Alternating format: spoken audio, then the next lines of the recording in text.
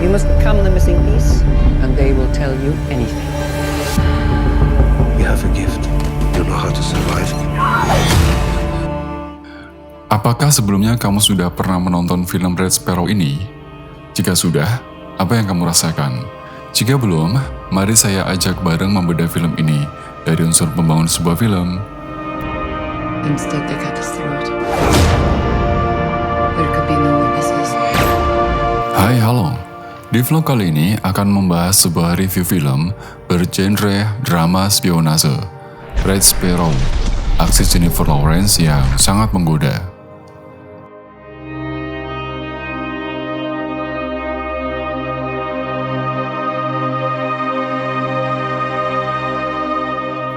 Film ini sebagaimana sebuah kisah nyata dalam dunia spionase, walau mungkin tidak 100% benar. Tetapi, dari film yang menggambarkan sekolah intelijen milik Rusia Red Sparrow ini, kamu akan mengetahui betapa senjata yang paling mematikan dari sebuah pengintaian adalah menggunakan anggota tubuh atau kemolekan tubuh para intelijen dalam menjalankan You pengintaiannya. have a gift. You know how to survive. Red Sparrow diadaptasi dari novel berjudul yang sama, karya Jason Matthews, yang diterbitkan pada tahun 2013. Matthews merupakan mantan agen CIA yang kemudian berubah haluan menjadi seorang penulis novel. Pengalaman bekerja sebagai anggota intelijen memang sedikit banyak menjadi inspirasi dalam pembuatan novel trilogi Red Sparrow ini. Bercerita mengenai perjalanan kehidupan spionase cantik asal Rusia. Red Sparrow hadir mengupas kehidupan tentang mantan balerina Dominika Igorova di tengah perang dingin antara Amerika dan Rusia. Berhasilkah film karya Francis Lawrence menarik perhatian penonton? Mari kita kupas film ini. Aspek pertama, kita mulai dari unsur naratif. There is a traitor in the government. His last Jalan cerita yang disajikan dalam film ini berhasil memikat para penonton untuk fokus dan semakin penasaran. Plot twist tanpa henti membuat kita tidak jenuh menonton Red Sparrow dengan durasi yang cukup panjang, yaitu 138 menit. Disajikan dengan tempo yang cukup lambat, Red Sparrow masih tetap membawa ketegangan bagi para penonton. Kemampuan penulis skenario, Justin Hyde, menerjemahkan skenario dalam jalan cerita Red Sparrow memang cukup menarik dan mengejutkan. Meski pada eksekusinya masih terdapat banyak kelemahan. Di babak pertama, Red Sparrow bercerita tentang Dominika Igorova yang diperankan oleh aktris cantik Jennifer Lawrence, seorang balerina di Bolshoi Ballet Rusia yang terkenal. Pasca mengalami cedera serius pada kakinya, karir Dominika di dunia tari balet pun pada akhirnya hancur. Di tengah kehidupan yang sedang terpuruk, sang paman, Ivan Dmitrievich Egorov yang diperankan oleh aktor Matyev Sonarts, kemudian muncul untuk memberinya sebuah pekerjaan yang tak pernah ia bayangkan sebelumnya. Di babak kedua atau babak konflik, gadis berambut pirang itu pun akhirnya harus terjebak di tengah perang dingin antara dua negara superpower, Amerika dan Rusia, sebagai seorang spionase. Ia menjalani kehidupan barunya yang sangat berbahaya. Ia pun dibekali dengan berbagai hal dalam sebuah lembaga khusus agen rahasia bernama Red Sparrow. Perpindahan dari babak kedua ke babak ketiga ini yang cukup melelahkan.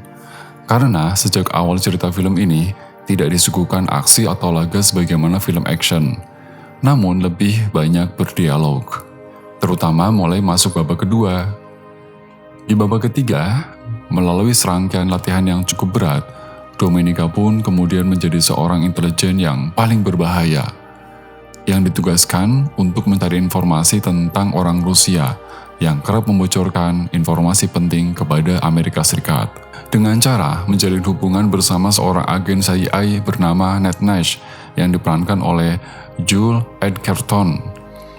Konflik pun semakin memanas di antara dua kubu karena ternyata Ned Nash pun memiliki agenda tersendiri yang harus ia jalankan hingga ending yang cukup twist. Catatan besar dari unsur naratif adalah film ini cenderung menggunakan alur lambat dengan plot twist yang tak boleh dilewatkan begitu saja.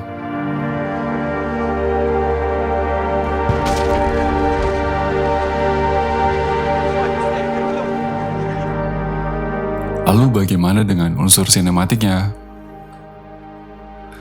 Paling tidak, Jude Law atau Jennifer Lawrence sebagai aktris peraih piala Oscar menunjukkan kelasnya di film Red Sparrow ini. Jennifer mengajak penonton untuk hanyut dalam jalan pikiran sosok Dominica, yang terkadang terlihat membingungkan, tapi masih bisa membuat penonton tetap fokus. Keberanian Jennifer untuk mengekspos kemolekan tubuhnya memang menjadi sebuah gebrakan yang menjadi pusat perhatian dalam film ini. Pengadeganan antar karakter memang tak menemukan chemistry yang baik, boleh jadi karena developmentnya yang kurang mendalam. Pada sisi sinematografinya, tak perlu diragukan lagi. Film ini memang kental menyajikan shot-shot indah dan sangat ritmik. Di sisi sinematografinya, film ini mengawinkan dua aliran film sekaligus, yakni Prancis Style dan Amerika Style.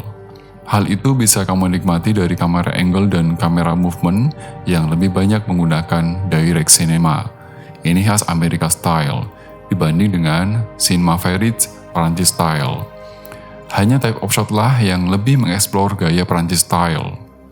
Pada sisi setting atau latar ini cukup memukau, dan lebih banyak menggunakan real shot, bukan set studio atau virtual set. Kabarnya film ini menggunakan lokasi syutingnya di Budapest, Hungaria, hingga Wina, Austria. Wardrobe dan make-up di film Red Sparrow ini telah cukup mampu menyesuaikan dengan era 2013-an, sesuai yang terdeskripsi pada novelnya. Lanjut ke editing dan penataan musik, meliputi scoring dan sound effect. Untuk editing, agaknya editor lebih mengikuti kemauan dari cerita itu sendiri, yang dibangun lambat dan cukup melelahkan. Editor di film ini berhasil menggunakan transisi antar waktu dengan sangat mulus, penonton tanpa merasakan mengalami jump scene. Penataan musik di film ini cukup elegan dan fantastik, juga telah menyesuaikan era film, serta peletakannya di adegan juga terdengar intim. Dan kamu pasti sudah sering mendengar film genre spionase. Film yang satu ini bisa menjadi pilihan untuk kamu nikmati, sekaligus petik pemikiran dan teknik pembuatannya.